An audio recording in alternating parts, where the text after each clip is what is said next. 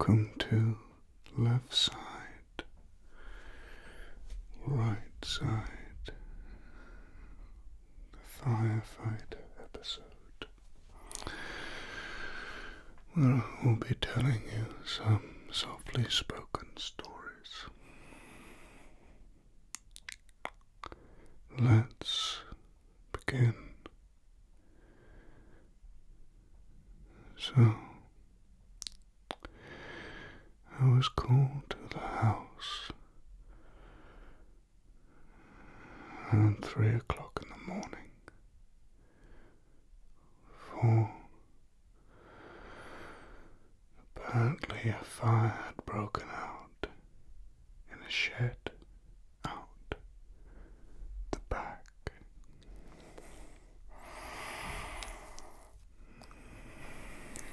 It was a detached house, and there was a big garden out the front. I was expecting someone to be waiting, but there was no one there.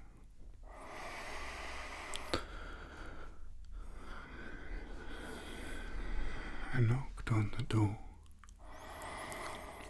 and waited for a couple of minutes, but I could not hear anything. No one seemed to be in the house.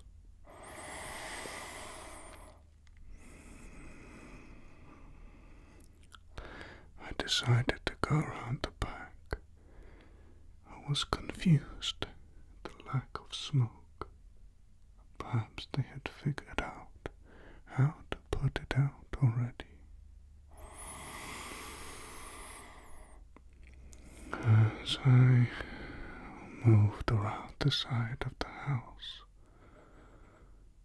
I noticed that there was an individual in a cloak standing in the garden. It was a red cloak, and they were looking at me, but I couldn't see their face.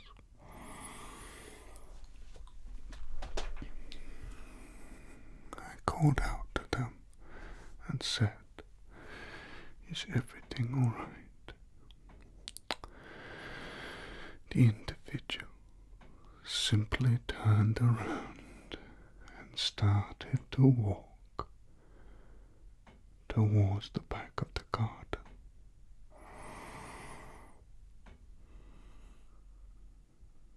I followed them,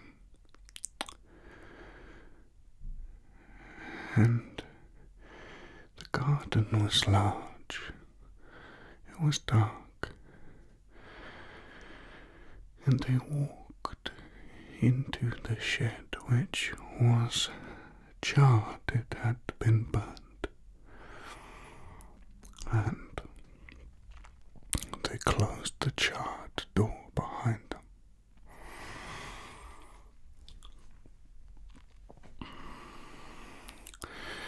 I kept calling out. I was very confused at this point. I gradually walked up to the door with my torch in my hand.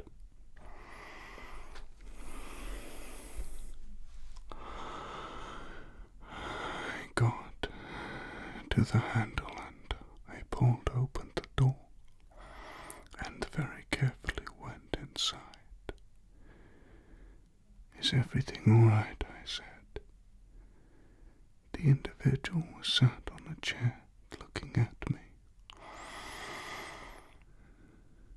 It was a man with a kind face. He said, "Can you do this?" He pointed at a small wooden box, and it set on fire. I was immediately startled.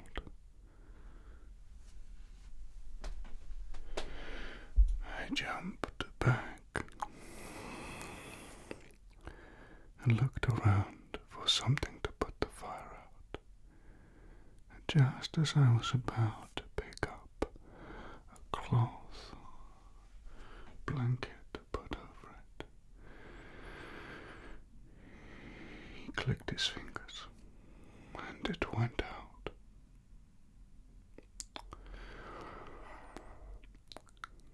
I looked at him and said, What are you doing? What is this? How did you do that? Why am I here?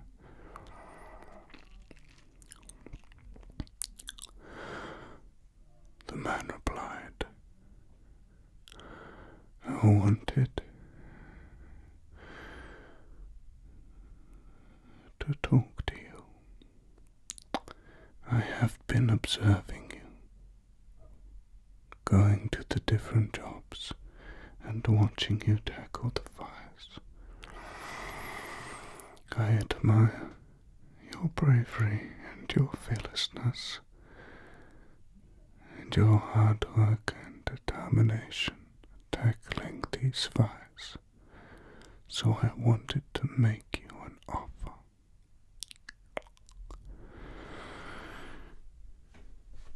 I was intrigued. What is this offer? What could it be? And who is this man? Allow me to introduce myself, said the man. I am a sorcerer, a practitioner of magic, and I am particularly skillful with fire. However, I have set up a training school in a hidden location, deep within a set of caves, and my students are still learning how to master the art of fire creation and control. As a result of this, I am forever trying to put out these out-of-control fires that my students create. I can only take care of so many of them at once. I need an assistant, someone who is capable of handling fire,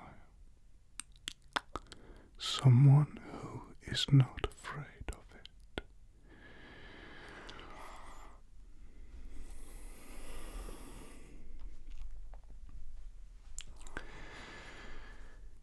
I was in disbelief.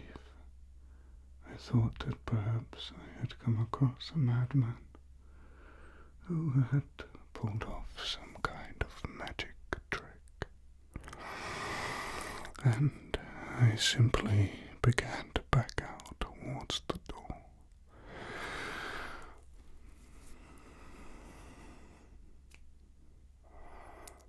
One click of his fingers, and the door was closed behind me.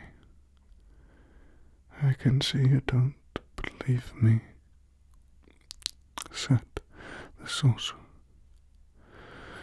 which is why I'm going to show you. He tapped on the floor, and the trapdoor sprung open. The staircase lay before us, and the sorcerer walked down it, disappearing into the darkness. I promise you adventure beyond what you ever thought you would experience. It's up to you if you want to follow, but I am telling you the truth.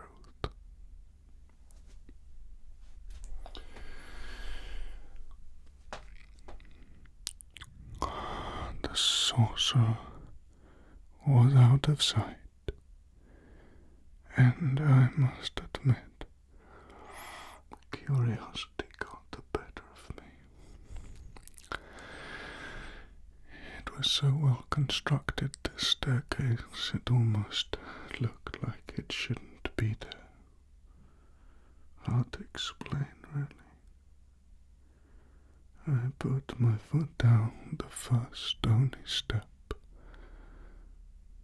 and was seduced by its solid embrace.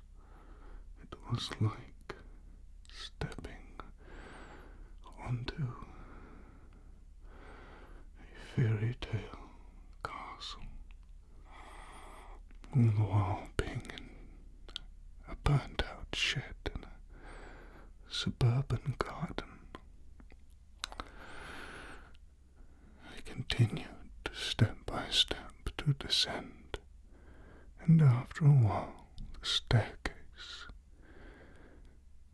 gradually became more visible, and the trapdoor closed behind me.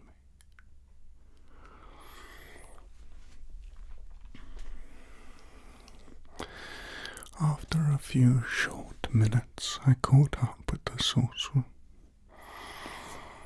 who had lowered his hood now and presented an even kinder and warmer demeanour than I had first seen. His tone became more relaxed, talking to me as if we were old friends. I really can show you a world beyond what you thought was possible. I need a good-hearted, brave person by my side if I am to teach these students safely.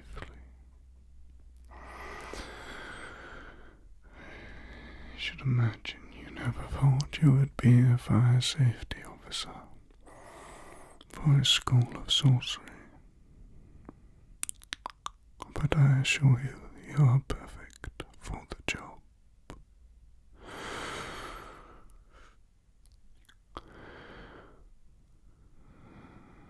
We walked for a while down a long hallway, and then climbed onto a rather interesting looking vehicle. It was like an old, high-end, royal almost carriage that you would find on a horse and cart. But it was on rails, like a train. We climbed into the carriage and sat down on the velvet seats. It was a scented room. It was delicious. It was warm and comfortable. We glided for a while on these tracks through the stone caves and tunnels. He briefly talked to me about some of his students and the issues they were having. For example, one would be continuously accidentally lighting his cloak on fire. Another would light the wand or the staff.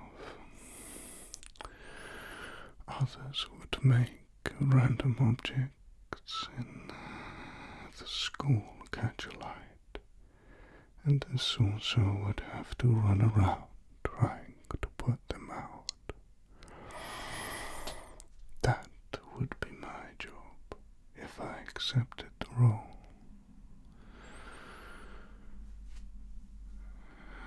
After a short while we arrived into what I can only describe as an opening. cavern that was the size of a small town, and in the middle, like on a pedestal or the centerpiece of a museum, I saw it, a mansion of such elegance. I really had to stand and stare for a while. We walked up its pathway. I felt as if the red carpet had been laid out for me, and through its large, majestic wooden doors I was shown all around the place, the rooms, the dining halls, the game rooms, the ballrooms, the kitchens, the lounges, the gardens, the roof gardens, the endless basements that were filled with all manner of magical things, from training equipment to suits of armor, the vast libraries of spell books and historical documents, tales of past wars, the magical lands.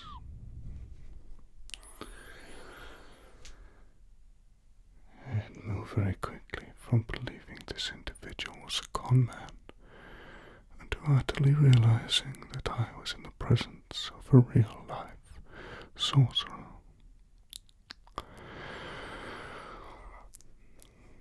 I accepted, and after handing in my notice, I would begin my work, being able to leave each evening and return each morning. A quicker route to the surface was presented to me, and my life as a fire safety officer for a sorcerer in a magic school began. And I have many tales to tell you from there on.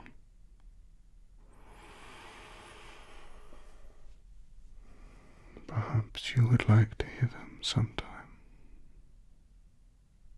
Would you like that? Well, this has been the first episode of Left Side, Right Side. I hope you have found it relaxing, and I look forward to seeing you again very soon. But until then,